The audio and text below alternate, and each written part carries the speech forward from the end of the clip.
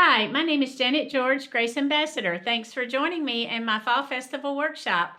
I have a Qnique 21X Elite with a Quilters Evolution 12-foot Elite frame. Love them both. And so I'll be showing you 3 projects that are quickly put together and QCT takes them to fabulous.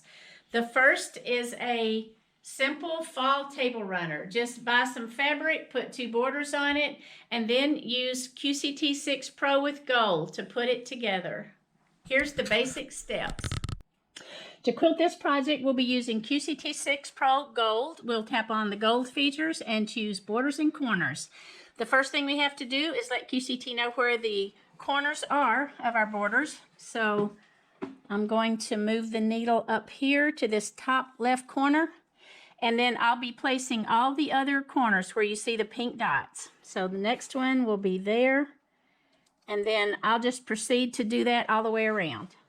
Once the borders have been placed, then we'll need to set margins. And you do want the border style for this project on corner, and you want it to say top over there. So we're going to tap set margins. We're going to unlock the lock. The outer, we want 1/2 to allow for the binding, and the inner, I'm going to select 1/8.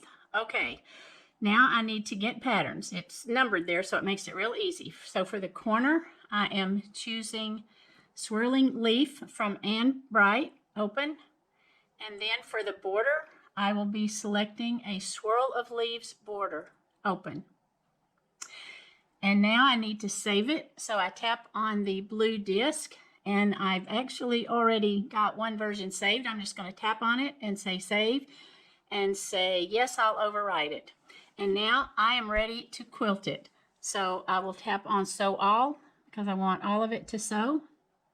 And autofill was selected. Then I want to go into plugins, and I want to select fabric comp.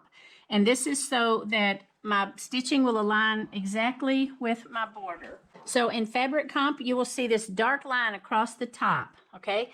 So that means I can track my needle along this raw edge, and when I feel like it's not staying straight, I need to tap it. So I'm going to do that, and I'm going to go all the way around. When I get to the end of the top, I'll tap next, and then I'll go over there to the far right and tap next, and then I'll go to the inner part of that border, and I just keep tapping next and tapping that green plus until I get all the way around. And that will tell QCT exactly where my border is so that my border will completely conform to how my border is. And then I'll tap OK and be able to stitch it out. I'm ready to pull the bobbin because I've finished telling QCT where all the edges are. I'm going to get my needle somewhere near that green dot, and I'm going to tap pull bobbin and take a stitch. I'll pull up the bobbin thread, and now I'm ready to tap sew. And we'll be back when this is finished. Okay, now we're ready to do the bottom. So if I had to quilt the inner part, then I could select that again and say open. I'm going to change this to bottom. It's kind of a toggle between that. And now I need to tell it where my margins are. So just like I did at the top, I'm going to move my needle over the corresponding pink dots. Okay, so now all the pink dots have been placed, and I need to set the margins, but they're good. I don't need to get the pattern, so I'm ready to sew all. And again, I will go into plugins and fabric comp. And just like I did at the top, I will rotate around that dark green line and track my needle down each line, tapping the plus so that QCT knows exactly where my border is. And noting that where the beginning and ending points are, you can't change those. You can only change in between those points. So we'll be back when the bottom has been stitched. So the bottom border has been stitched and the bobbin pulled and the thread tails buried. I'm going to tap finished and back to pattern placement. I'm now ready to stitch the inner part between the borders. And I've actually already designed it in Power Panto, so I just need to tap Read Panto and open my file. And the width and height auto-filled, and the way I did that was using that yellow ruler, and I tapped on that block. So I tapped on the top left corner and then the bottom right corner inside the borders and set apply measurement. So since that's already done, we're going to leave it. but I've used Power Pinto Fit and Nest in order to create this. And I will say this is smaller than what I want, but to use the entire height was bigger, so I went with the smaller. And we're going to say place as a single pattern because everything is going to stitch that's between the rails. There's no advancing. Okay, and I want 4 points to be selected because I want to be able to give margins. So I'm going to move my needle into each corner and tap the corresponding node. Okay, all 4 nodes have now been placed. They're showing in green, and I need to set a margin. So I'm going to tap on one of the zeros because the yellow lock is locked, 1/8, okay? And I need it to be on stretch, okay? I need that definitely to be on stretch. And now I will say quilt and go into plugins and do fabric comp. And at this point, I'll do what I showed earlier with the border. I'll just tap on next, and I'll go around all the lines and tapping on plus to track down the seam line. Okay, the center of the table runner has been quilted, and I've turned it on the rails, so now we need to finish off the ends. So I'll tap on gold features, borders and corners, and the first thing I want to do is lock verticals, and now all I need to do is just place my corner points. So I will do that. The nodes have now been placed, and we need to tap down and set the margins, unlock the lock. Outer is 1/2, inner is 1/8, okay? And I need to set the left edge and right edge, and that's where the beginning and ending stitches are. And I put a little blue dot on there so it'd be a lot easier for me to get it into the right spot. So that's my left edge, and that's my right edge. And now we need to get the pattern for the border, and that is a swirl of leaves by Ann Bright, open. And now we are ready to stitch. So we say sew all. Go to plugins and fabric comp, and at this point all I need to do is the top and the bottom. For doing your last border, you will use endpoint adjust to move your needle over exactly where the corner stitch ended and began over here so that your border in between perfectly connects. So now I'm ready to pull bobbin and sew. And when I get through with this, I will flip the other end. Instead of advancing, I'll just bring the other end and place it, and then I don't have to change anything. It will be ready to stitch again, and this will come off the rails and be ready for binding. The second project is a Christmas wall hanging. I got everything from Hobby Lobby, even the little wreath with an ornament I tied on and added little red berries. On the back, I did 2 6-inch squares and folded them and stitched them into the binding, and then just hand stitched this. If this is bagging out from the wall, you can use double-sided tape, and that will make it hang very nice. So here's the simple steps using QCT6 edge-to-edge tier. For this project, we'll be using the edge-to-edge tier in QCT6.